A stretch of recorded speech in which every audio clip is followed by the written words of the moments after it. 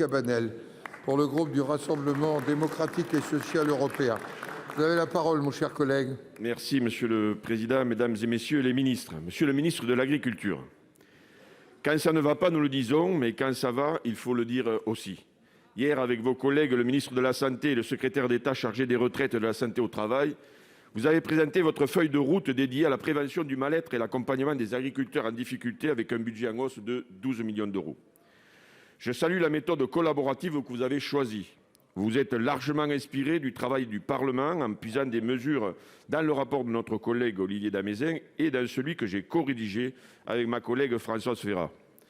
Vous avez bien compris la nécessité de mettre l'humain dans les relations entre les agriculteurs, les administrations et les autres partenaires. Vous avez changé de paradigme pour aller vers, en laissant le soin aux comités départementaux de choisir leurs sentinelles qui seront formés pour détecter. Vous avez apporté des budgets supplémentaires à l'aide au répit, à l'aide à la relance de l'exploitation agricole avec quelques mesures déjà votées dans le PLFSS, comme le capital d'essai pour les exploitants agricoles. Monsieur le ministre, vous n'avez pas répondu à notre demande d'études sur le nombre réel de suicides chaque année. C'est essentiel pour comprendre la typologie du mal-être. Ce plan va-t-il progresser ou d'autres mesures de notre rapport? Est-ce qu'une évaluation des résultats est prévue dans le temps? Pour vous répondre, la parole est au ministre de l'Agriculture et de l'Alimentation. Monsieur Denormandie, vous avez la parole. Merci beaucoup, Monsieur le Président. Mesdames et Messieurs les sénateurs, Monsieur le sénateur Cabanel, oui, à l'évidence, les mesures que nous avons annoncées hier pour lutter contre les situations de détresse agricole vont continuer à évoluer dans le temps. Et je crois que c'est bien normal et c'est ce dont nous sommes convenus hier. Permettez-moi tout d'abord de vous remercier à mon tour, de vous remercier vous-même, monsieur le sénateur, mais également madame la sénatrice Férat, pour la qualité des travaux que vous avez menés pendant presque un an, travaux sur lesquels nous nous sommes appuyés avec ceux faits par vos collègues de l'Assemblée nationale, notamment le député Damzin. Le constat, il est absolument tragique.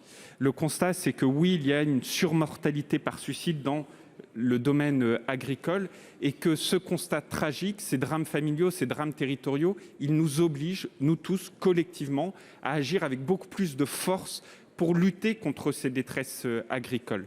C'est tout le sens des mesures ambitieuses que nous avons annoncées hier, ambitieuses sur le fond, ambitieuses aussi sur les moyens, puisque les budgets sont en augmentation de plus de 40%, avec différents dispositifs que vous avez évoqués dans votre question.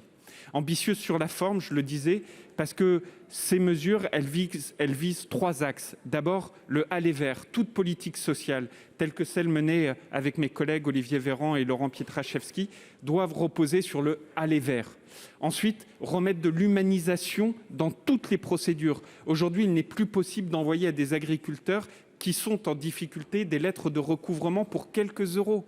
Ce n'est pas normal, c'est envoyé machinalement de manière automatique. Il nous faut remettre de l'humain là-dessus et je salue les engagements pris par exemple par la MSA sur ce sujet.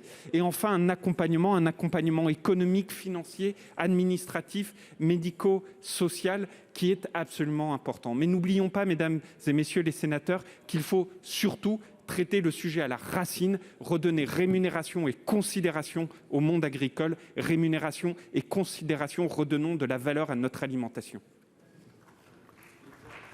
Monsieur Cabanel.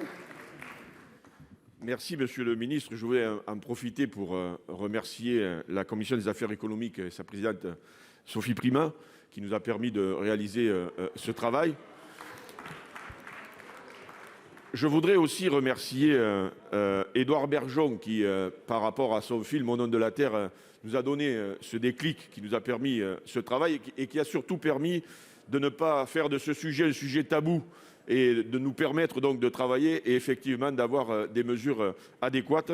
Je voudrais aussi remercier mon groupe, le RDSE, qui m'a permis aussi de déposer cette PPL. Mais vous avez raison, monsieur le ministre, si nous avons tourné la page de la prévention, il faut continuer le chapitre sur la rémunération de nos agriculteurs, parce qu'il n'y a que comme ça qu'on arrivera à baisser le nombre de suicides dans ce pays. Merci.